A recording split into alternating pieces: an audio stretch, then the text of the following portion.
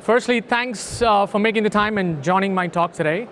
My name is Karthik Srinivasan. I'm part of Xilinx Data Center Group, and I'm responsible for the networking and computational storage products.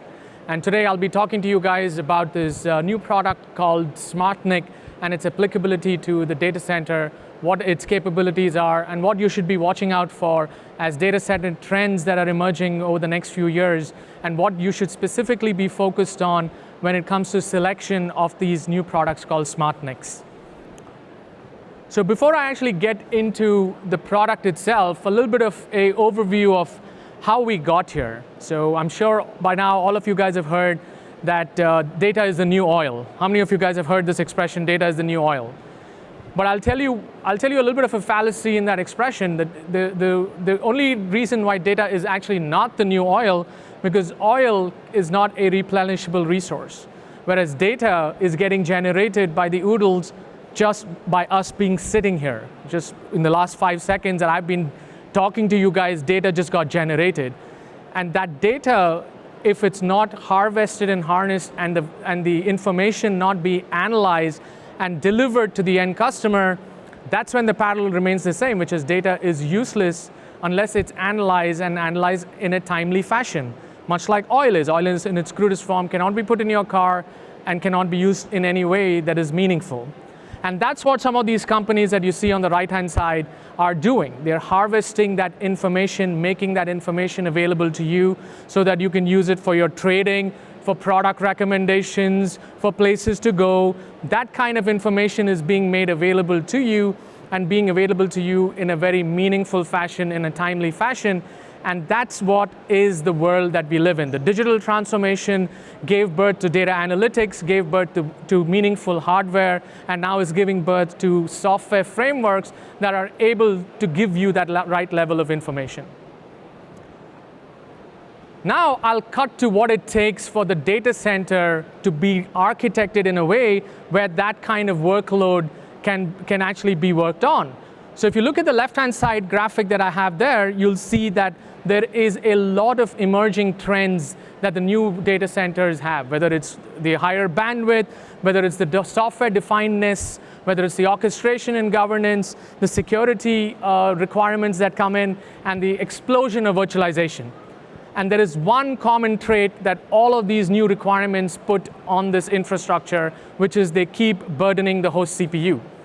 And the requirement that emerges out of that is that now you need a better infrastructure that's more intelligent, that relieves that CPU and makes that CPU work on applications that can be monetized and do all of the offloading, all of the acceleration, performance-related stuff in a different complex.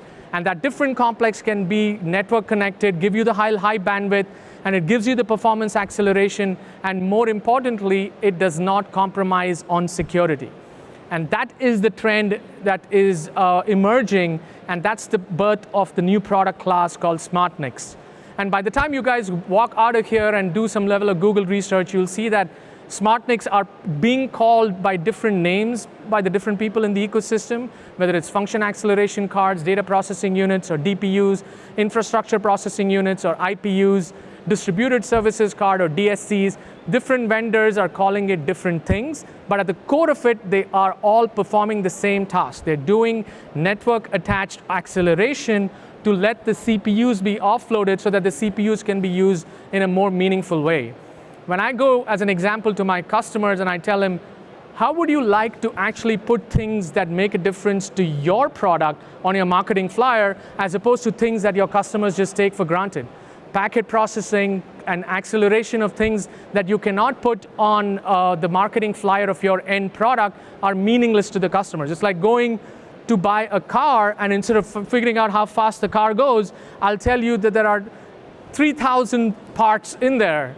And that makes absolutely no sense to you because you're not going to be able to use it or do much with that information. How fast can the car go and how quickly can it go to that level of speed? Those are the metrics that you really care about. And that's what the infrastructure guys want to sell as well. How much capacity can you give? What is the performance of it? And the packet processing, network attached acceleration, they care less about, and let the infrastructure acceleration guys worry about that. Which brings me to my next slide, which is, okay, now what is it that you are doing? Why is SmartNICs emerging as a product and gaining popularity today?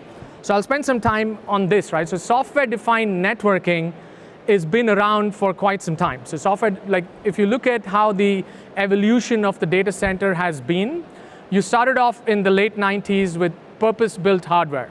So purpose-built hardware gave you things like firewall and load balancing and security. These are all purpose-built appliances that you put in the data center. Come the era of virtualization, early 2000s, companies like VMware came and taught everybody that you can actually virtualize your entire server, and now all of these things that used to be purpose-built appliances can now be this cool thing called virtual machines.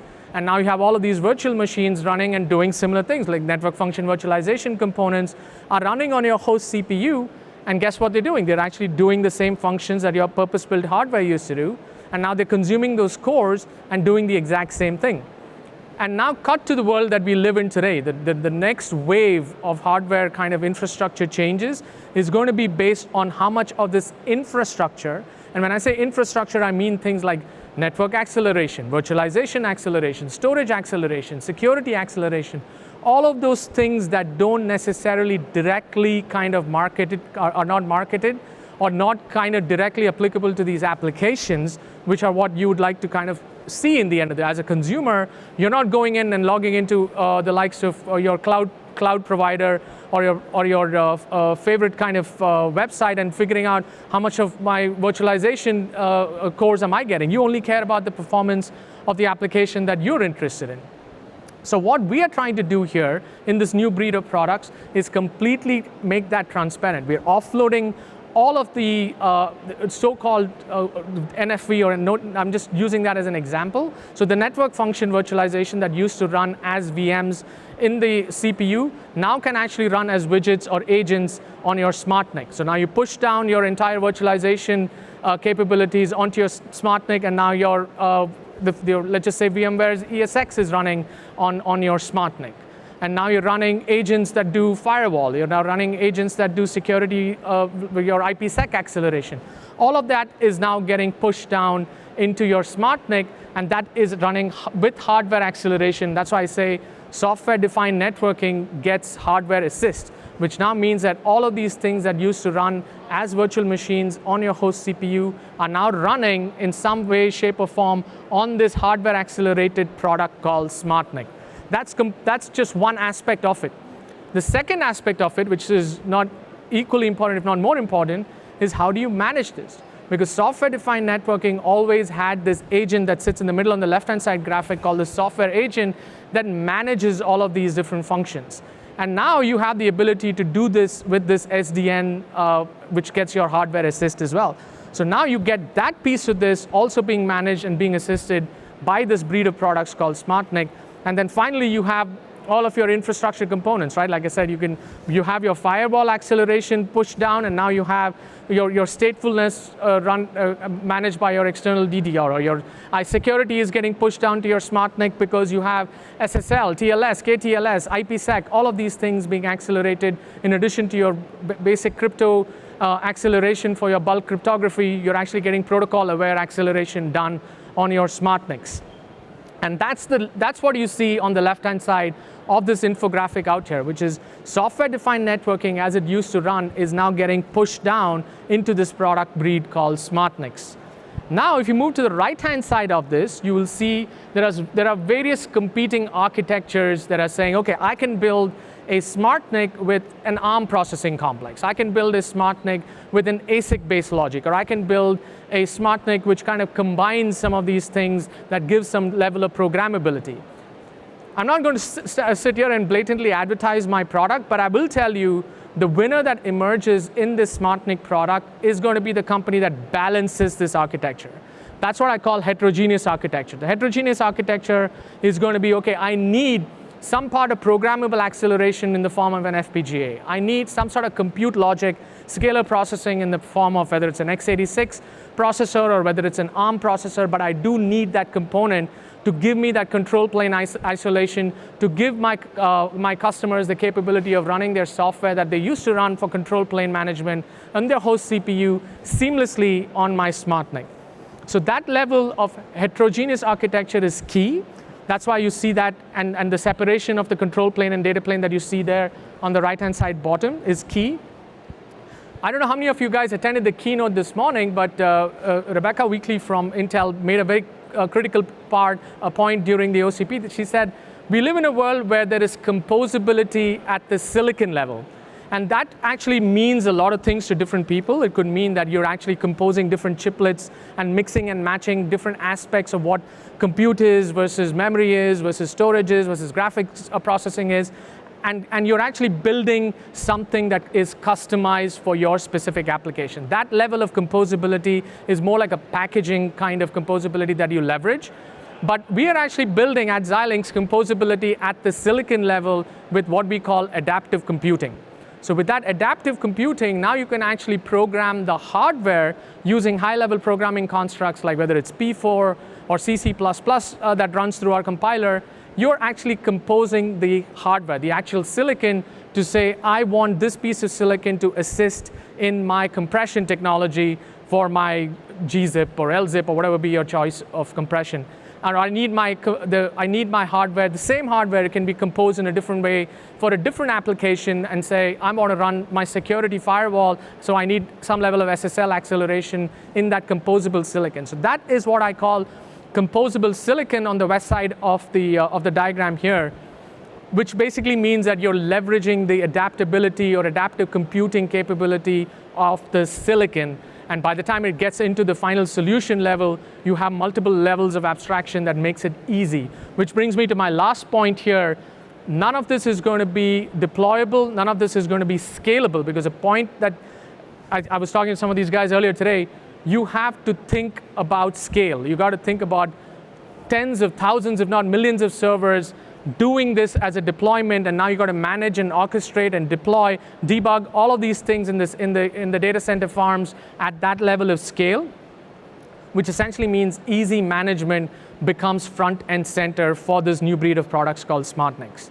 So that's why it's important to not just have the perfect architecture and the software to go with it, but it also is important for us to be able to manage, govern, and orchestrate the right level of workloads with this product called the SmartNIC.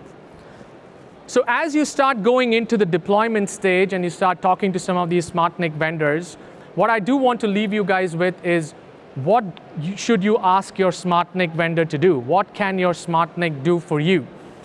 So the first thing is, now everybody has got reasonably comfortable with saying, okay, if my applications are running on my host CPU, I have my security pieces as my part of my legacy kind of data center deployments for a while, so I don't need to worry about it, and I'll just need to augment it.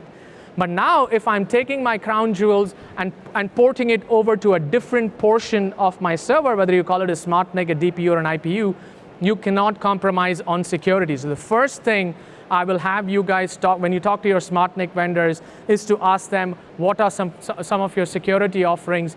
Can you give me complete multi-tenant isolation kind of policies as part of your SmartNIC product? The flexibility goes across multiple layers, right? Hardware flexibility, software flexibility, management flexibility. How flexible are you guys going to be? I don't like the fact that your SmartNIC has ARM because all of my code runs on x86. Do you have the flexibility to chipletize it in a way where you actually give me the CPU complex that I'm used to running? That's the flexibility. The next thing is richness of features. Don't compromise on what the feature set capability is. This is where some of the composable silicon aspect comes in, because you future-proof your designs if you have composability baked in at the silicon level. And then finally, the performance. Of course, nobody's going to move to a new product or a new class of products and say, I'm okay getting 70% of what I used to get. But nobody's going to say that, because you have to be able to deliver, if not the same level of performance, even more performance than what the customers used to get out of their existing infrastructure. So that's kind of the four, I would say, tenets that I would like for you guys to talk to your SmartNIC vendors about when you are considering moving to this new breed of products called SmartNICs. And that brings me to the end of my presentation on time. Thank you, guys.